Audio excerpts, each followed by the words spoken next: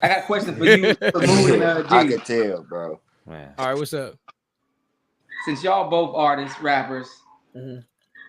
what's the hardest part about rapping? Like, what's the most difficult thing y'all got to deal with as far as like through the process? I'll let 3 go first. Yeah, You want me to go first? go ahead, man. All right. For me, putting words together never really been a problem. I think just trying to like establish yourself and like I say for now, like just trying to establish who you are and like what your brand is or like who you are as an artist. Like, we sitting here talking about all these legends. Mm-hmm. Just trying to establish that without like wavering too much because nowadays, like I was tripping on this shit. I was listening to Jay-Z, right? Yeah.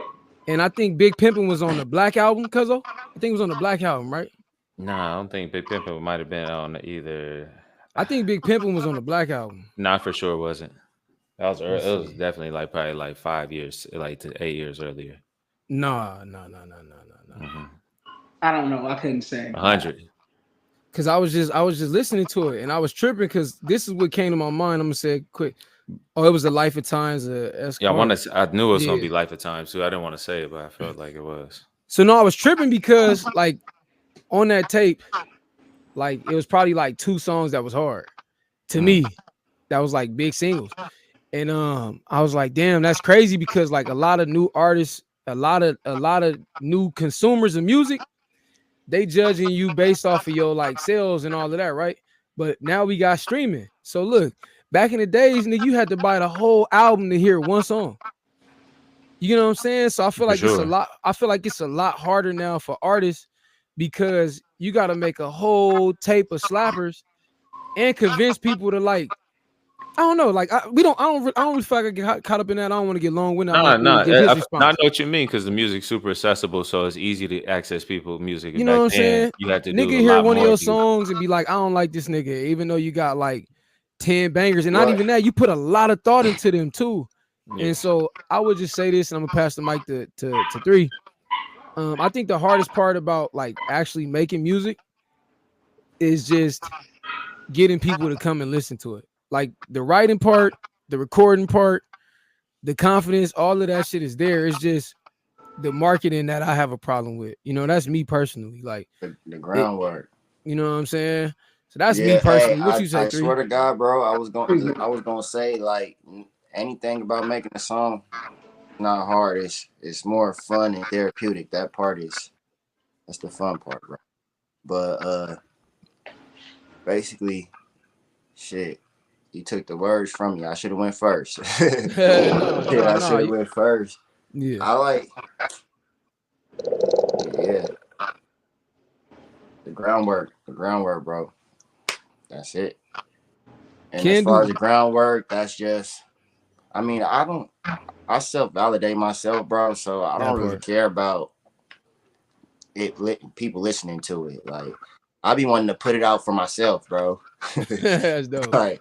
Like just so I don't have to go to my MP3 files to listen to this shit type shit. Like, yeah. Like, I don't know, man. Especially lately, with all the stuff I've been doing, it's just been all fun and therapeutic for me. As nothing's been hard.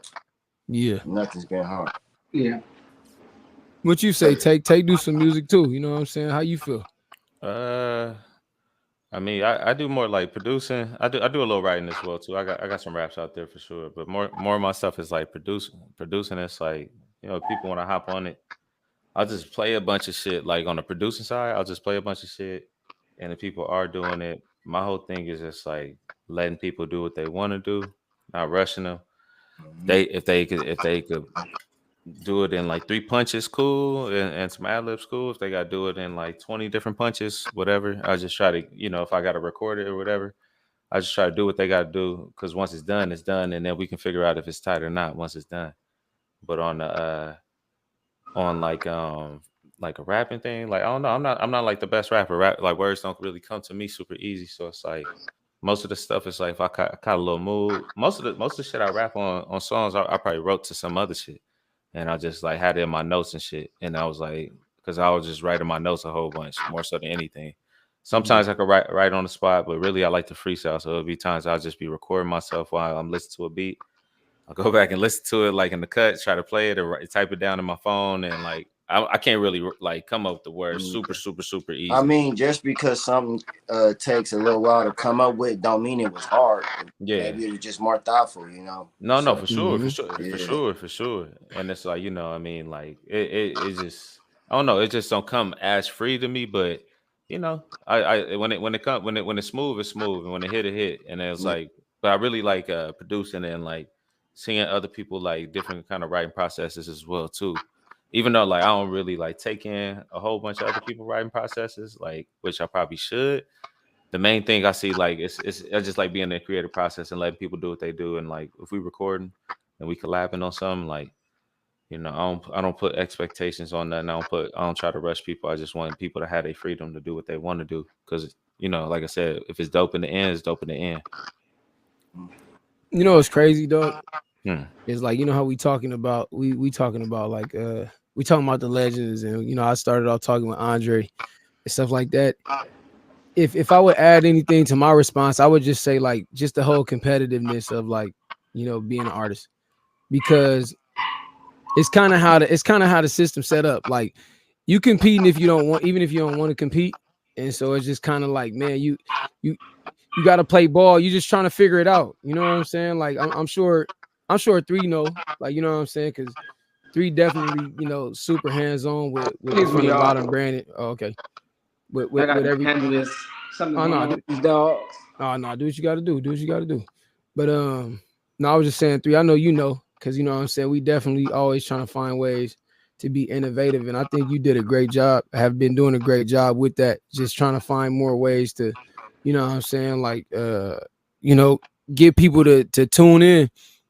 I was just gonna say, like, you know, at the end of the day, it's a competitive thing, even if you don't want to compete. And so like I was listening to the Andre 3000, like I was listening to his music from just a pure artist perspective.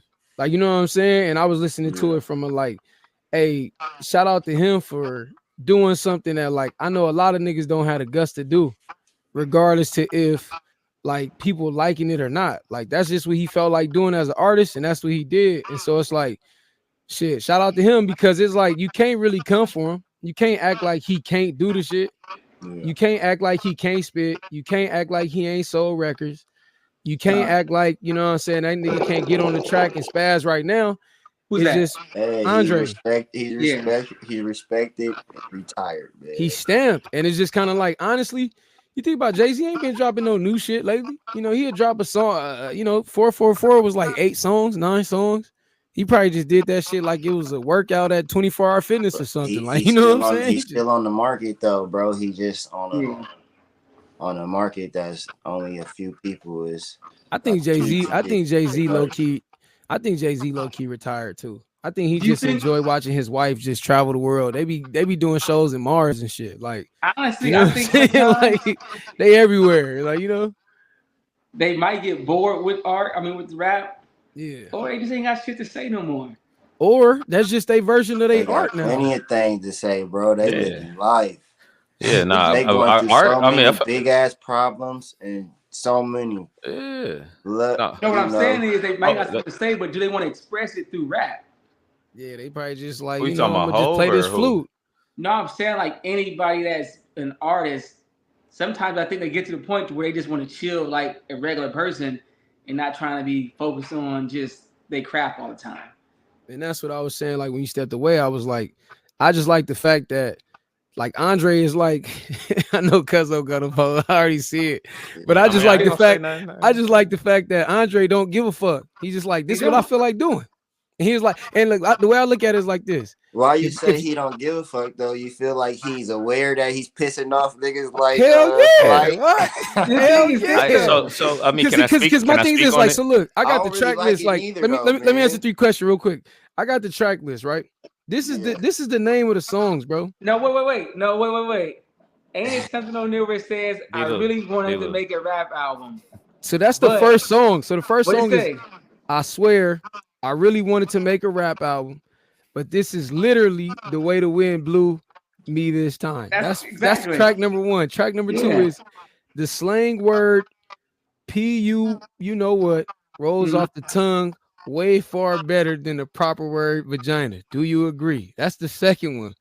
The third track, that night in Hawaii when I turned into a panther and started making this low register purring tones that I couldn't control. Shit was wild. I know y'all don't want to hear this shit.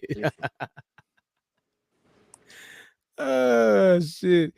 The fourth song is bipolar disorder's daughter wears a 3000 button down embroidered.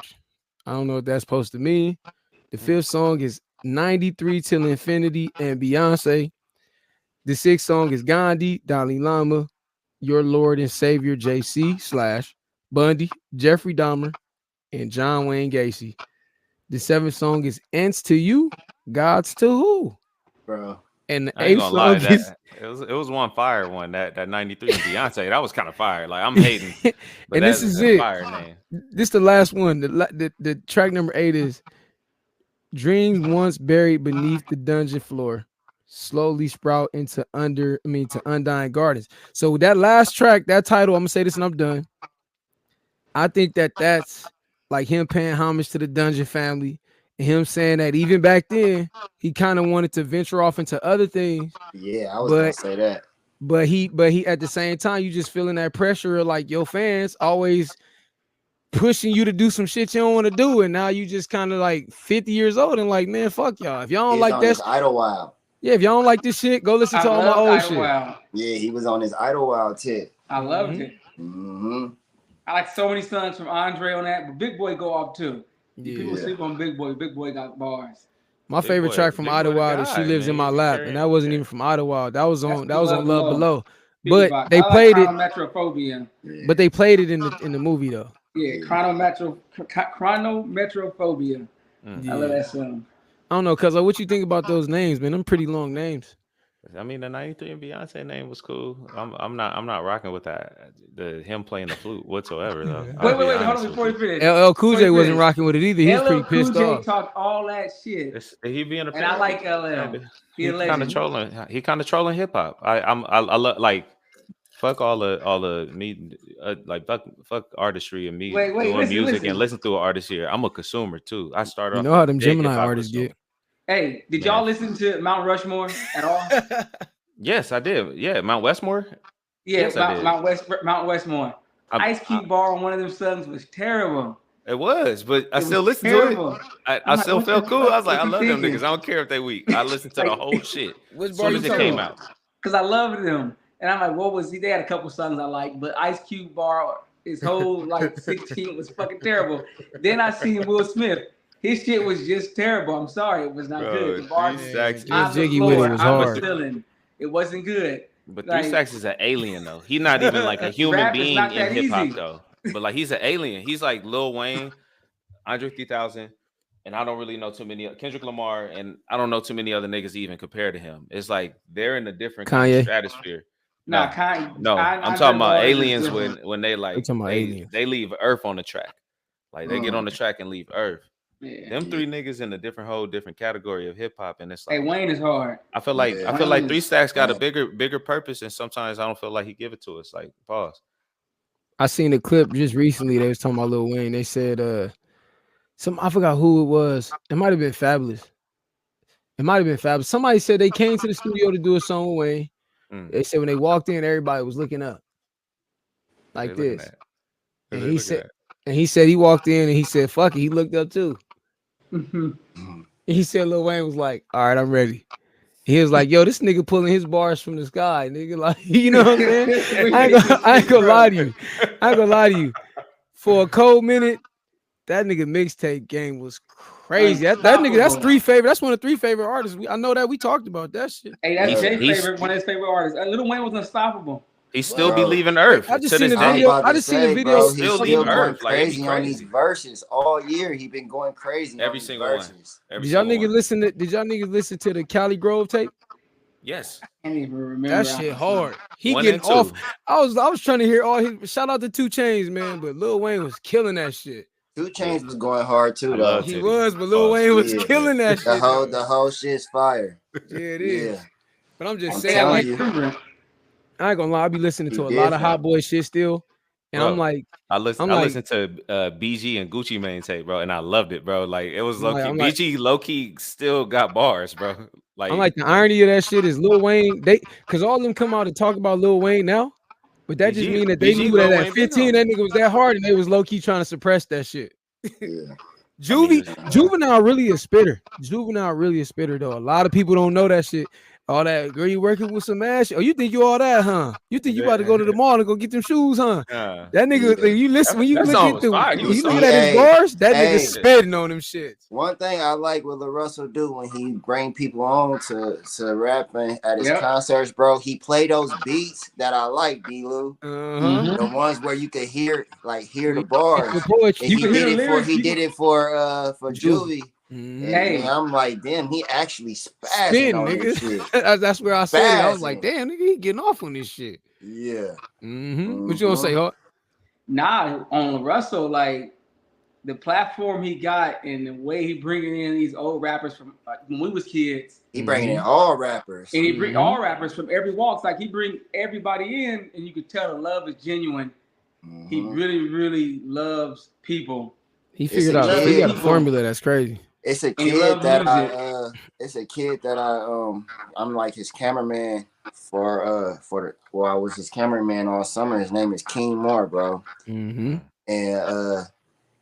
his dad took him to the Lil Russell concert backstage, and this kid is like real cocky. He like, yeah, man, like real change and all that. And Lil Russell, he tried him. He's like, oh, you like that, huh? Let me, you about to rap right now. He didn't know he was gonna rap, bro. He hit the stage. They put the beat on, and he rapped that fucking that shit up. On spot, bro. So that's why he does. Young kids chances, the older OGs, everything. He show everybody love. Yeah.